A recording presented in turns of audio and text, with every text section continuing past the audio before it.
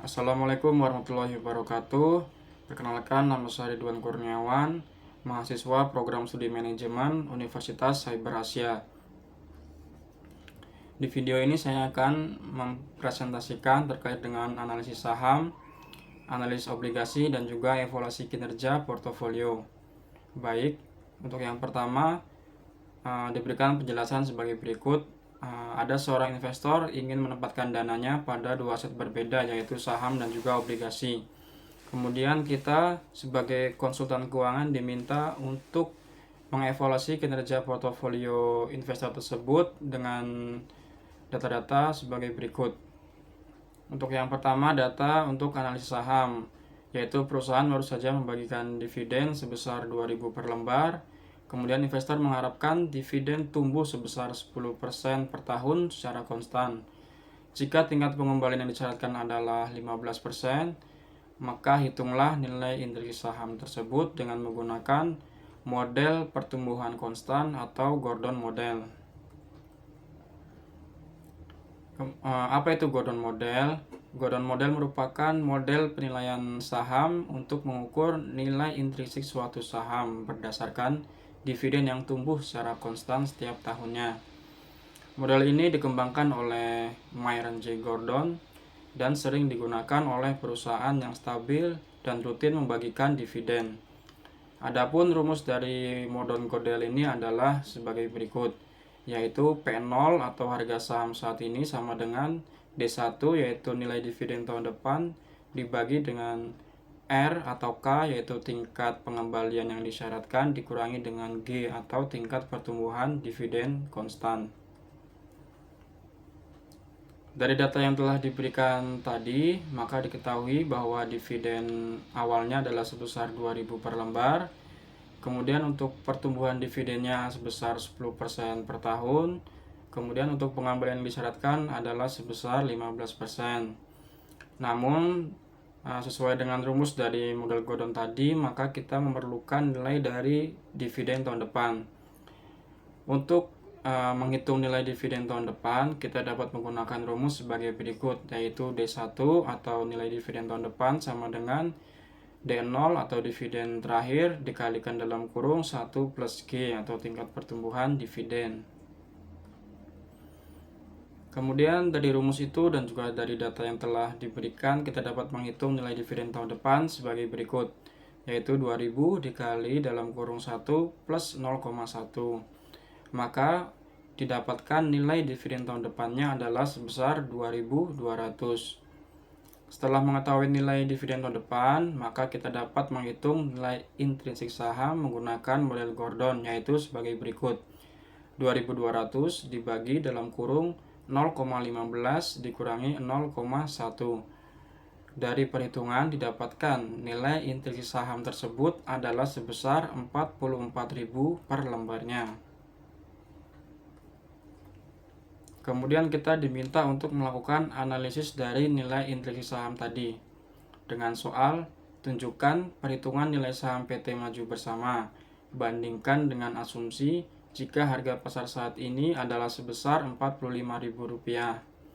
Apakah saham tadi layak dibeli atau under value atau layak untuk dijual atau over value? Berdasarkan data yang ada, kita dapat menghitung perbandingan antara nilai intrinsik saham dengan harga pasar saat ini, yaitu sebagai berikut. 45.000 yaitu harga pasar saat ini dikurangi dengan 44.000 yaitu harga nilai intrinsik saham dibagi dengan 44.000, kemudian dikalikan 100%.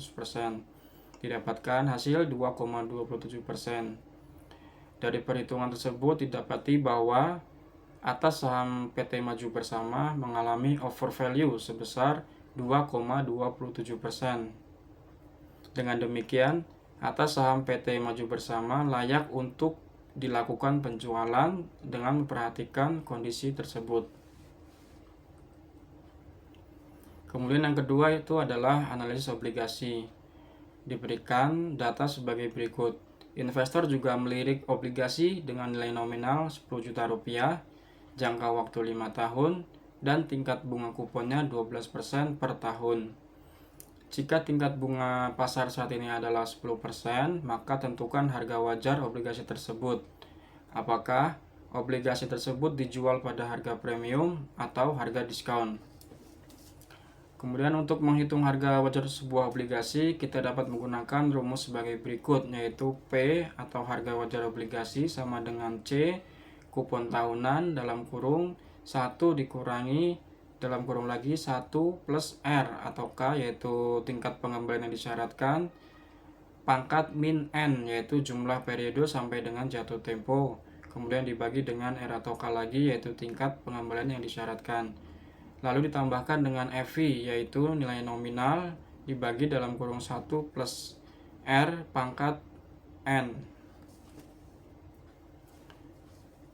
Namun untuk menghitung harga wajar obligasi tadi, kita juga memerlukan nilai C tadi ya, yaitu kupon tahunan.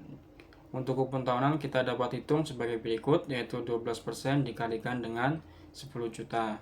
Maka didapatkan nilai kupon tahunannya adalah 1.200.000.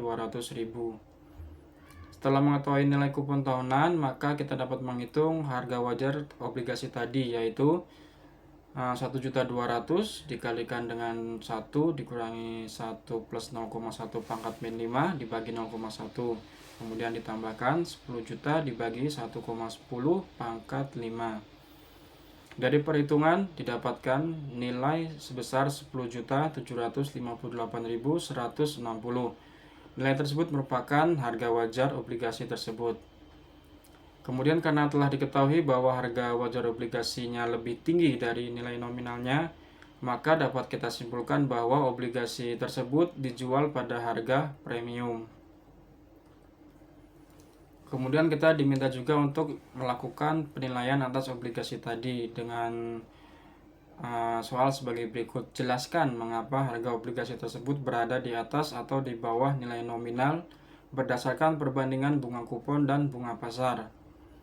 Untuk menilai harga obligasi, kita perlu membandingkan tingkat bunga kupon dengan tingkat bunga pasar. Jika tingkat bunga kuponnya lebih tinggi dari tingkat bunga pasar, maka harga obligasi akan berada di atas nilai nominalnya atau dapat dikatakan berada pada harga premium. Namun sebaliknya, jika tingkat bunga kuponnya lebih rendah dari tingkat bunga pasar, maka harga obligasi tersebut akan berada di bawah nilai nominalnya atau dapat dikatakan berada pada harga diskon. Kemudian dari data yang telah kita ketahui, yang telah kita hitung tadi, dapat disimpulkan bahwa karena tingkat bunga kuponnya lebih tinggi dari tingkat bunga pasar, obligasi tersebut akan dijual dengan harga yang lebih tinggi dari nilai nominalnya. Kemudian investor akan mendapatkan bunga yang lebih tinggi dibandingkan dengan bunga pasar saat ini. Kemudian yang ketiga, kita diminta untuk melakukan evaluasi portofolio saat ini. Diberikan data sebagai berikut. Investor sudah memiliki portofolio A dengan kinerja setahun sebagai berikut. Rata-rata return portofolionya 18%, rata-rata return berbasis risikonya 6%, kemudian beta portofolionya 1,2, standar deviasinya 20%, dan return marketnya 14%. Untuk mengetahui kinerja sebuah portofolio, kita dapat menggunakan alat analisis keuangan, diantaranya yaitu Sharpe ratio, Trainer ratio, dan juga Jensen's alpha. Berikut adalah penjelasan dan perhitungan untuk masing-masing alat analisis keuangan tersebut. Yang pertama, Sharpe ratio. Sharpe ratio sendiri merupakan ukuran kinerja investasi yang membandingkan return dengan risiko yang diambil. Rasio yang dihasilkan menunjukkan seberapa besar return yang diperoleh investor untuk setiap satu unit risiko yang diambil. Adapun untuk perhitungannya, Sharpe ratio menggunakan rumus sebagai berikut, yaitu RP atau return portfolio dikurangi dengan RF atau return bebas risiko dibagi dengan standar deviasi return portfolio. Pada Sharpe ratio terdapat interpretasi, yaitu sebagai berikut. Jika rasio yang dihasilkan lebih dari 1, maka kinerja portofolio dianggap baik. Jika rasio yang dihasilkan lebih dari 2, maka kinerja portofolio dianggap sangat baik. Dan jika rasio yang dihasilkan lebih dari 3, maka kinerja portofolio dianggap luar biasa. Namun jika rasio yang dihasilkan kurang dari 1, maka portofolio dianggap kurang menarik atau risikonya relatif lebih besar dibandingkan dengan returnnya. Dari data yang diberikan, kita dapat menghitung besaran Sharpe ratio-nya sebagai berikut. 18% dikurangi 6% dibagi dengan 20%. Maka dihasilkan Sharpe ratio sebesar 0,6. Untuk Sharpe ratio sebesar 0,6 menunjukkan bahwa portofolio memberikan return tambahan sebesar 0,6 untuk setiap satu risiko yang diambil. Ini menandakan bahwa kinerja portofolio cukup baik namun belum optimal, karena untuk return yang diperolehnya masih terlalu kecil jika dibandingkan dengan risiko yang akan ditanggung. Kemudian untuk trainer ratio yang kedua, trainer ratio merupakan ukuran kinerja yang membandingkan excess return dengan risiko sistematis. Hasil dari rasio ini akan menunjukkan berapa besar return tambahan yang diperoleh untuk setiap satu unit risiko pasar yang diambil. Untuk mengukur trainer ratio ini, kita menggunakan rumus sebagai berikut, yaitu trainer ratio sama dengan RP atau return portfolio dikurangi dengan RF risk free rate dibagi dengan beta P atau beta portfolio. Dari data yang telah diberikan, kita dapat menghitung trainer ratio sebagai berikut, yaitu 18% dikurangi 6% dibagi dengan 1,2. Maka didapat rasio untuk trainer ratio-nya adalah sebesar 10%. Dengan nilai 10% pada trainer ratio, ini menunjukkan bahwa portofolio memberikan return tambahan sebesar 10% untuk setiap risiko pasar yang diambil. Ini menunjukkan bahwa kinerja portofolio sudah baik jika dibandingkan dengan tingkat risiko pasarnya. Yang ketiga yaitu Janssens Alpha. Janssens Alpha merupakan ukuran kinerja investasi yang menunjukkan seberapa besar return aktual portofolio melebihi atau kurang dari return yang seharusnya diperoleh. Untuk menghitung Janssens Alpha ini, kita menggunakan rumus sebagai berikut, yaitu alpha sama dengan RP atau return portfolio dikurangi dalam kurung RF atau risk free rate ditambah beta P atau beta portfolio dikalikan dalam kurung RM atau return market, return pasar dikurangi dengan risk free rate. Pada Janssens Alpha terdapat interpretasi sebagai berikut. Jika rasio alpha yang dihasilkan lebih dari 0, maka portofolio dianggap berkinerja lebih baik dari yang diharapkan atau dapat melakukan outperform terhadap pasar. Kemudian jika rasio alpha yang dihasilkan sama dengan 0, maka kinerja portofolio dianggap sesuai dengan risiko. Dan jika rasio alpha yang dihasilkan kurang dari 0, maka portofolio dianggap berkinerja di bawah yang diharapkan. Kemudian dari rumus tadi, dari data yang telah kita dapatkan juga, kita dapat menghitung besaran dari Janssens alpha-nya sebagai berikut, yaitu 18% dikurangi dalam kurung 6% ditambah 1,2 dikali dalam kurung 14% dikurangi 6%. Maka kita mendapatkan nilai dari Janssens alpha-nya adalah sebesar 2,4%. Dengan nilai Janssens alpha sebesar 2,4% menunjukkan bahwa portofolio ini berhasil mengalahkan pasar sebesar 2,4% setelah mempertimbangkan risiko pasar yang diambil. Kemudian kita diminta untuk melakukan evaluasi atas kinerja portofolio A tadi, yaitu soalnya sebagai berikut. Hitung indeks Sharpe dan indeks Janssens untuk portofolio A.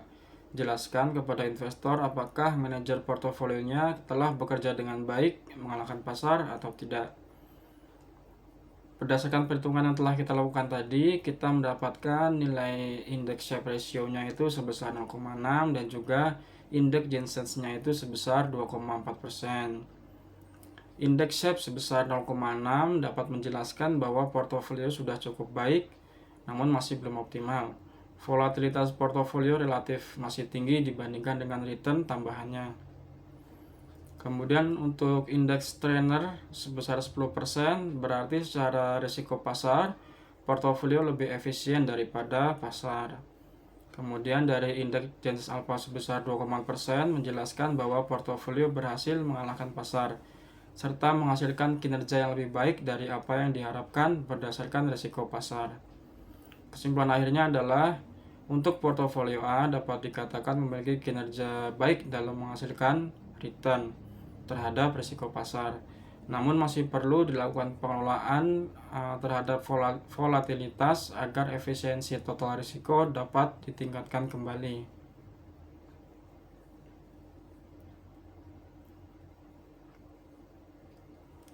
Baik, sekian dari saya.